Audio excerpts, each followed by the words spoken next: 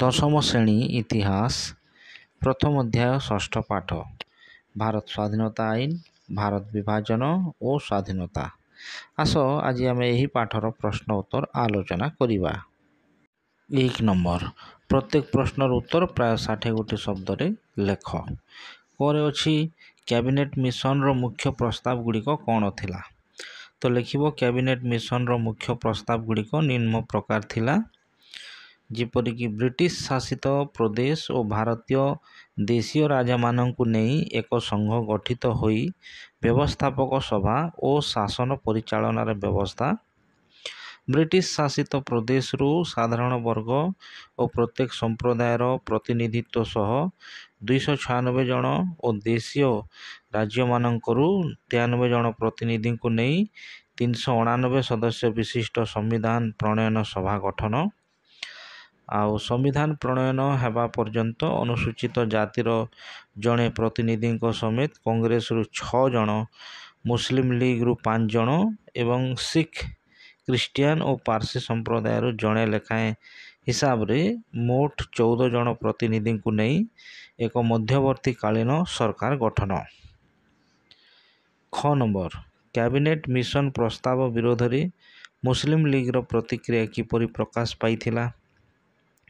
ତ cabinet mission ପ୍ରସ୍ତାବରେ ସ୍ୱାଧୀନ ପାକିସ୍ତାନ ଗଠନ ବିଷୟରେ କିଛି ଉଲ୍ଲେଖ ନଥିବାରୁ ମୁସଲିମ ଲିଗର ନେତା ମହମ୍ମଦ ଅଲି ଜିନ୍ନା କ୍ଷୁବ୍ଧ ହୋଇଥିଲେ। 1946 ମସିହା ଅଗଷ୍ଟ 16 ତାରିଖକୁ ସାରା ଭାରତରେ ପ୍ରତ୍ୟକ୍ଷ କାର୍ଯ୍ୟ ଦିବସ ରୂପେ ପାଳନ କରିବାକୁ ସେ ମୁସଲମାନମାନଙ୍କୁ ଆହ୍ୱାନ ଦେଇଥିଲେ। ଉକ୍ତ ଦିନ ସଭା ଶୋଭାଯାତ୍ରା ଜରିଆରେ ପାକିସ୍ତାନ ଗଠନ ଦାବି ପ୍ରତି ଦୃଢ଼ ସମର୍ଥନ ପ୍ରକାଶ କରିବା ପାଇଁ ମୁସଲମାନମାନଙ୍କୁ ନିର୍ଦ୍ଦେଶ ଦିଆଗଲା। ଏହି ଦିନ କୋଲକାତା ମହାନଗରୀରେ ଶୋଭାଯାତ୍ରା ବାହାରିବା ସମୟରେ ନୃଶଂସ ହିଂସାକାଣ୍ଡ ଘଟିଲା। ଏଥିରେ ବହୁ ସଂଖ୍ୟକ ଲୋକ ମୃତାହତ ହେଲେ ଓ ସମଗ୍ର ଦେଶରେ ଅନୁରୂପ ବ୍ୟବସ୍ଥା ପ୍ରତିଫଳିତ ହେଲା।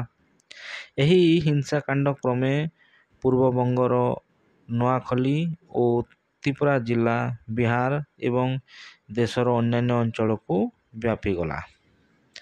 ଗ ନମ୍ବର ଦେଖ, କେଉଁ ପରିସ୍ଥିତିରେ କ୍ଲିମେଣ୍ଟ ଅଟଲି ଭାରତର ସମ୍ଭାବ୍ୟ ସ୍ୱାଧୀନତା ସମ୍ପର୍କରେ ଘୋଷଣା କଲେ? ତ ଦ୍ୱିତୀୟ ବିଶ୍ୱଯୁଦ୍ଧ ପରେ ବିଶ୍ୱର ରାଜନୀତିକ ପରିସ୍ଥିତିରେ ଏକ ପରିବର୍ତ୍ତନର ଧାରା ଆସିଥିଲା ଓ ଭାରତର ସ୍ୱାଧୀନତା ସଂଗ୍ରାମ ଏକ ନୂତନ ପର୍ଯ୍ୟାୟରେ ପହଞ୍ଚିଥିଲା। 1942ର ଅଗଷ୍ଟ ବିପ୍ଳବ, ଆଜାଦ ହିନ୍ଦ ଫୌଜର ସଂଗ୍ରାମ, ଭାରତୀୟ ଜନତାର ବୀରତ୍ୱ ଓ ଦୃଢ଼ ସଂକଳ୍ପକୁ ସ୍ପଷ୍ଟ କରିଦେଲା। ଆଜାଦ ହିନ୍ଦ ଫୌଜର ସୈନିକ ଓ ଅଫିସରମାନଙ୍କ ଗିରଫ ପରେ ବିଚାର କାଳରେ ଭାରତୀୟମାନଙ୍କ ବିକ୍ଷୋଭ ଦେଖି ଇଂରେଜ ସରକାର ବୁଝିପାରିଲେ ଯେ ଭାରତୀୟମାନଙ୍କୁ ଆଉ ବେଶୀ ଦିନ ତାଙ୍କ ଅଧୀନରେ ରଖିହେବ ନାହିଁ। ପୁନଶ୍ଚ କ୍ୟାବିନେଟ୍ ମିଶନ ପ୍ରସ୍ତାବ ବିରୋଧରେ ପ୍ରତ୍ୟକ୍ଷ କାର୍ଯ୍ୟ ଦିବସ ପାଳନ କରାଯିବା ଫଳରେ ସାରା ଦେଶରେ ହିଂସାକାଣ୍ଡ ବ୍ୟାପିଗଲା। ଏହି ସମୟରେ ଇଂଲଣ୍ଡରେ ମଧ୍ୟ ସରକାର ପରିବର୍ତ୍ତନ ଘଟି ଶ୍ରମିକ ଦଳର କ୍ଲିମେଣ୍ଟ ଆଟଲି ନୂତନ ପ୍ରଧାନମନ୍ତ୍ରୀ ଭାବେ ଦାୟିତ୍ୱ ଗ୍ରହଣ କଲେ। ସେ ଉଦାର ମନୋଭାବାସମ୍ପନ୍ନ ଥିଲେ। ଏହି ପରିପ୍ରେକ୍ଷୀରେ ଇଂଲଣ୍ଡ ସରକାର ଯଥାଶୀଘ୍ର ଭାରତ ସମସ୍ୟାର ସମାଧାନ ନିମନ୍ତେ ନିଷ୍ପତ୍ତି ନେଲେ। 1947 ମସିହା ଫେବୃଆରୀ 20 ତାରିଖରେ ଇଂଲଣ୍ଡ ପ୍ରଧାନମନ୍ତ୍ରୀ କ୍ଲିମେଣ୍ଟ ଅଟଲି ଘୋଷଣା କଲେ ଯେ 1948 ମସିହା ଜୁନ 30 ତାରିଖ ପୂର୍ବରୁ ଇଂରେଜମାନେ ଭାରତକୁ କ୍ଷମତା ହସ୍ତାନ୍ତର କରିବେ। ଘ ନମ୍ବର ଦେଖ, ମାଉଣ୍ଟ ବ୍ୟାଟେନଙ୍କ ଯୋଜନାରେ ଭାରତ ବିଭାଜନ ସମ୍ପର୍କରେ କ'ଣ ପ୍ରସ୍ତାବ ଥିଲା? ତ 1947 ଜୁନ 3ରେ ଘୋଷିତ ମାଉଣ୍ଟ ବ୍ୟାଟେନ ଯୋଜନାର ବ୍ୟବସ୍ଥା ଗୁଡ଼ିକ ନିମ୍ନ ପ୍ରକାର ଥିଲା, ଯେପରିକି ଭାରତ ବିଭାଜିତ ହେବ ଏବଂ ଭାରତ ଓ ପାକିସ୍ତାନ ନାମରେ ଦୁଇଟି ସ୍ୱାଧୀନ ଦେଶ ସୃଷ୍ଟି ହେବ। ଉତ୍ତର ପଶ୍ଚିମ ସୀମାନ୍ତ ପ୍ରଦେଶ, ସିନ୍ଧୁ ପ୍ରଦେଶ, ବେଲୁଚିସ୍ତାନ ଓ ଆସାମର ମୁସଲମାନ ବହୁଳ ସିଲହଟ ଜିଲ୍ଲାର ଲୋକମାନେ ଭାରତରେ ରହିବେ କି ପାକିସ୍ତାନରେ ରହିବେ ସେ ସମ୍ପର୍କରେ ନିଷ୍ପତ୍ତି ନେବା ପାଇଁ ସେମାନଙ୍କୁ ସୁଯୋଗ ଦିଆଯିବ। ଆଉ ବଙ୍ଗଳା ଓ ପଞ୍ଜାବ ପ୍ରଦେଶ ବିଭାଜିତ ହେବ। ମୁସଲମାନ ବହୁଳ ପୂର୍ବବଙ୍ଗ ପାକିସ୍ତାନରେ ମିଶିବ ଓ ଅଣମୁସଲମାନ ବହୁଳ ପଶ୍ଚିମବଙ୍ଗ ଭାରତରେ ରହିବ।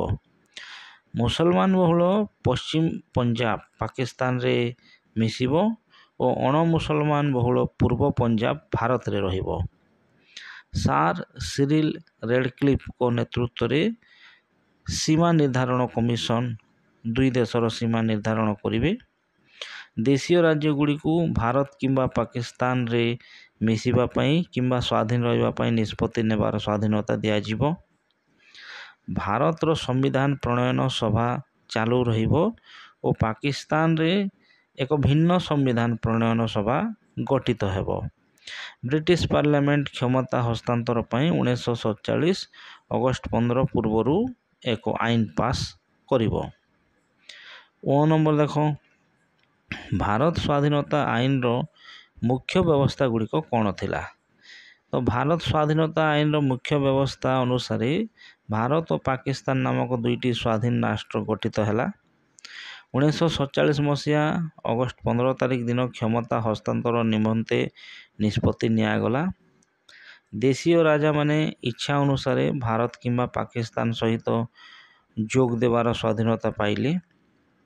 1947 ମସିହା ଅଗଷ୍ଟ 15 ତାରିଖରୁ ଇଂଲଣ୍ଡ ସହିତ ସେମାନଙ୍କର ସମସ୍ତ ଚୁକ୍ତିର ବିଲୋପ ଘଟିଲା।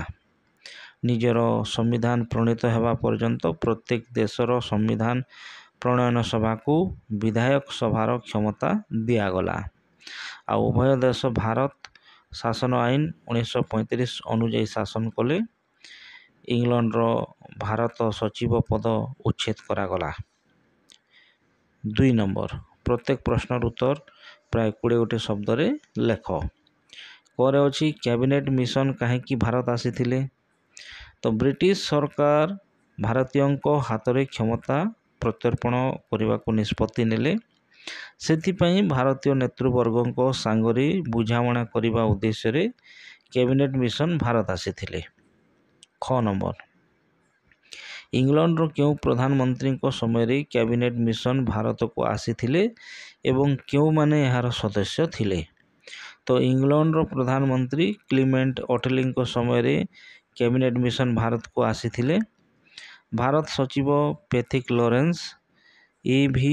ଆଲେକ୍ଜାଣ୍ଡାର ଓ ସାର୍ ଷ୍ଟାଫୋର୍ଡ କ୍ରିପ୍ସ ଏହାର ସଦସ୍ୟ ଥିଲେ।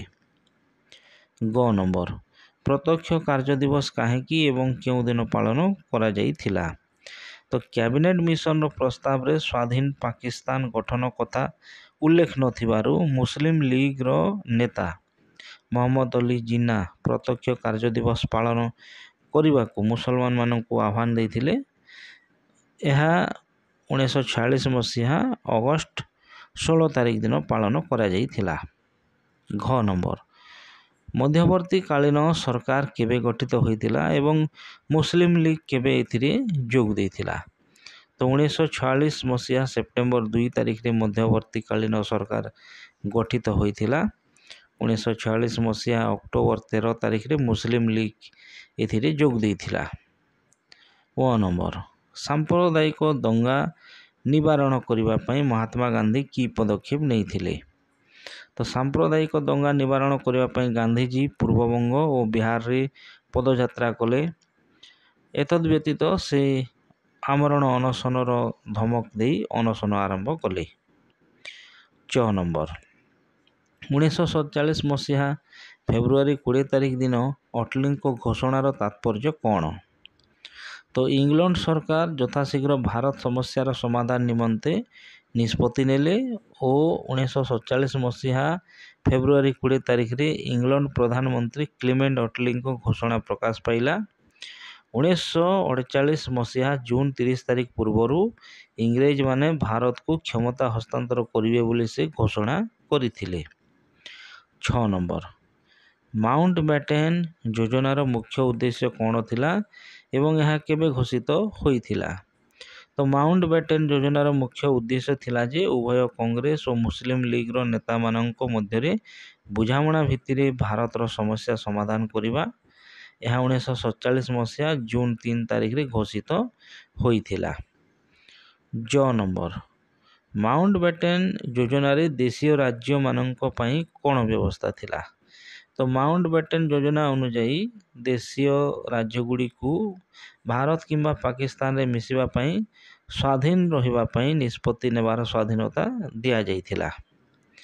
6 ନମ୍ବର ସ୍ୱାଧୀନ ପାକିସ୍ତାନର ପ୍ରଥମ ଗଭର୍ଣ୍ଣର ଜେନେରାଲ ଓ ପ୍ରଥମ ପ୍ରଧାନମନ୍ତ୍ରୀ ଭାବେ କିଏ ଶପଥ ଗ୍ରହଣ କରିଥିଲେ?